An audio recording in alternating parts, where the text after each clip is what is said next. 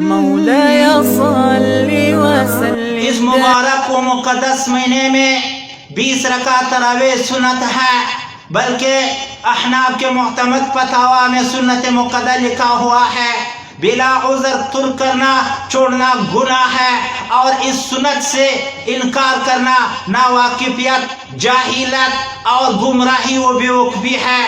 دلیل کے ساتھ بتانا چاہتا ہوں، احادیث کی روشنی میں بتانا چاہتا ہوں، معتمد فتاوا کی روشنی میں بتانا چاہتا ہوں۔ غور سے سن لو، صحیح بخاری شریف میں روایت ہے حضرت زید بن ثابت رضی اللہ تعالی عنہ سے کہ اس مبارک اس مقدس مہینے یعنی رمضان میں آپ صلی اللہ علیہ وسلم نے مسجد میں ایک الگ جگہ بنائی جو کہ چٹائی کا چوپر تھا۔ وہاں پر آپ صلی اللہ علیہ وسلم نے نماز پڑھانا شروع کیا۔ آپ کی ابتدا میں صحابہ کرام بھی تھے، یعنی پیچھے سے صحابہ کرام بھی تھے۔ یہ روایت صحیح بخاری کی ہے۔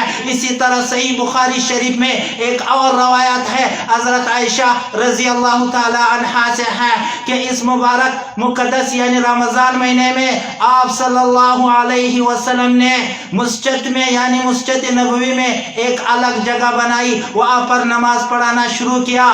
تو ایک دن تو صحابہ کرام پیچھے سے کم تھے، دوسرے دن زیادہ ہو گئے، لیکن تیسرے دن آپ صلی اللہ علیہ وسلم نہیں آئے۔ لیکن جب واپس آیا 2 دن تو ایک امامت آپ صلی اللہ علیہ وسلم نے فرمائی، لیکن تیسرے دن نہیں آیا۔ بعض روایات میں 3 دن امامت فرمائی، چوتھے دن نہیں آیا۔ تو جب واپس آپ صلی اللہ علیہ وسلم آیا تو چونکہ صحابہ کرام کو شک ہوا کہ آپ صلی اللہ علیہ وسلم کیوں نہیں آیا، تو آپ صلی اللہ علیہ وسلم نے وضاحت فرمائی کہ میں اس لیے نہیں آیا کہ یہ آپ لوگوں پر فرض نہ ہو جائے، یعنی یہ رکاوٹ جو میں آپ کے ساتھ شامل نہ ہوا اس کی وجہ صرف یہ تھا کہ یہ تراویح یہ 20 رکعت آپ لوگوں پر فرض نہ ہو جائے، پھر اس میں ادا کرنے میں مشکلات پیش نہ ہو جائے۔ اسی طرح ایک اور روایت مصنف ابن ابی شیبہ میں حضرت عبداللہ ابن عباس رضی اللہ تعالی عنہما سے ہے، اسی طرح معجم الطبرانی میں روایت ہے، اسی طرح بحقی میں ہے، اسی طرح مرقات المفاتح میں ہے، اور مصنف ابن شیبہ میں یہ روایت ہے عن ابن عباس رضی اللہ تعالی عنہ ان النبی صلی اللہ علیہ وسلم یصلی فی رمضان 20 رکعتا سوا الوتر، کہ آپ صلی اللہ علیہ وسلم نے عبداللہ ابن عباس رضی اللہ تعالی عنہ فرماتے ہیں کہ آپ صلی اللہ علیہ وسلم نے اس مبارک یا رمضان کے مہینے میں 20 رکعت پڑھائی، یعنی 20 رکعت تراویح پڑھائی۔ اور اسی طرح امام مالک رحمۃ اللہ علیہ میں یہ حضرت عبداللہ ابن عباس کی جو روایت ہے یہ معجم الطبرانی میں بھی ہے، یہ بحقی میں بھی ہے، یہ مرقات المفاتح میں بھی ہے۔ ایک اور روایت پیش کرنا چاہتا ہوں جو کہ امام مالک رحمۃ اللہ علیہ میں ہے کہ اس میں عن عبد الرحمن ابن عبد القاری سے یہ روایت ہے، وہ فرماتے ہیں کہ ایک مرتبہ خرجت مع عمر بن الخطاب رضی اللہ تعالیٰ عنہ الى مسجد فی رمضان، ہم نے اس مقدس اور مبارک مہینے میں ایک مرتبہ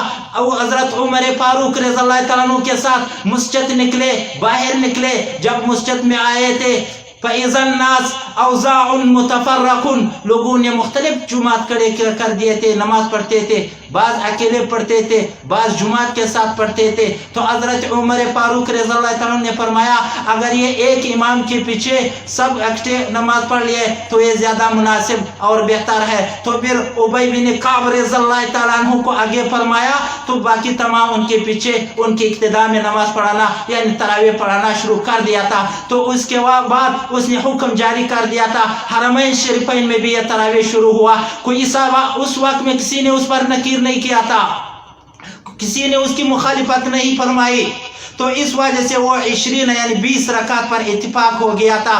تو صحابہ کرام کے زمانے سے صحابہ کرام کا اس 20 رکعت تراویح پر اجماع ہوا۔ حضرت عمر فاروق رضی اللہ تعالیٰ عنہ کے دور سے لے کر ابھی تک اس میں تمام صحابہ کرام کا اجماع و اتفاق موجود ہے، اس پر تمام فقہاء کرام کا اتفاق موجود ہے، اس پر تمام علماء کرام متفق ہے، اس کی کوئی مخالف نہیں ہے۔ ائمہ اربعہ بھی اس پر متفق ہے کہ 20 رکعت تراویح سنت ہے، 20 رکعت تراویح سنت ہے جمعات کے ساتھ۔ آپ کے معتمد فتویٰ رد المحتار علامہ شامی رحمۃ اللہ علیہ لکھتے ہیں کہ تراویح 20 رکعت سنت مؤکدہ ہے۔ किताबुस्सलात मबहसुस्सलात तरावीह में वो फरमाते लिखते हैं अत-तरावीह सुन्नतुल मुअक्कदा, अत-तरावीह सुन्नतुल मुअक्कदा लिमवाज़िबतिल खुलफ़ाए राशिदीन, कि ये तरावीह सुन्नत मुक़द्दा है इस वजह से कि इस पर सहाबाए कराम खुलफ़ाए राशिदीन ने मुवाज़िबत मदावमत की है, हमेशा इस पर कायम रहे हैं। इस वजह से अल्लामा शामी रहमतुल्लाह अलैह ने इसको सुन्नत मुक़द्दा लिखा हुआ है, और अहनाफ की मुअतमद फतवा भी शामी है, रद्दुल मुख्तार है।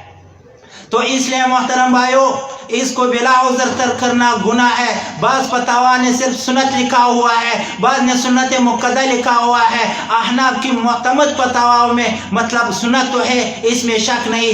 बाज़ ने ये लिखा हुआ है कि बिला उज़र तर्क करना गुनाह है, गुनाह से खाली नहीं है। इसलिए कोशिश करना कि 20 रकात तरावीह मुकम्मल पढ़ लिया जाए, और ख़त्म एक मरतबा तो सुन्नत है, मगर तरावीह जो है आखिरी रमज़ान तक सुन्नत है। ख़त्म के बाज़ लोग छोड़ते हैं, वो मुनासिब नहीं। और ये जो बाज़ अहबाब कह रहा है, मुफ्ती शाकिर है या कौन है, वो कह रहा है ये सुन्नत नहीं। मैं लोगों आवाम से, मैं उन अहबाब से ये कहना चाहता हूँ कि ये शाकिर आप लोग अभी जानते हो, मैं काफ़ी अरसे से उनको जानता हूँ, वो उसका अभी तक मज़हब मालूम नहीं। वो तो कभी क्या फरमाते हैं, दूसरे दिन क्या फरमाता है, उससे आप ये पूछो कि आपका मज़हब क्या है। वो अहनाफ, वो हनफी है। जब अहनाफ के मुहतमद फतवाओं में ये सुन्नत और सुन्नत मुक़द्दा लिखा हुआ है, तो वो किस तरह इनकार कर रहा है। और वो ये फरमाता है कि कुबार सहाबा में से किसी ने भी नहीं किया है, तो इस पर तमाम सहाबा का इजमा हुआ है। और इसी तरह वो कह रहा है कि अहदीस में ये साबित नहीं, ये एक नहीं कई किताबों की अहदीस से साबित है। तो इसलिए तरावीह की सुन्नत होने से इनकार करना ये नसूस शरीयत से नावाकिफियत और जाहिलियत है, बेइल्मी है, कमज़रफ़ी है। और सुन्नत तरावीह की सुन्नत होने से इनकार करना गुमराही और बेवकूफ़ी है। शाकिर के असातिज़ा और बड़ों अहबाब से ये ख्वास्त है कि इसको लगाम दिया जाए। इसके बयानों से माशरे में गुमराही फैल रहा है, फितने उठ रहा है, बदअमनी पैदा होंगे।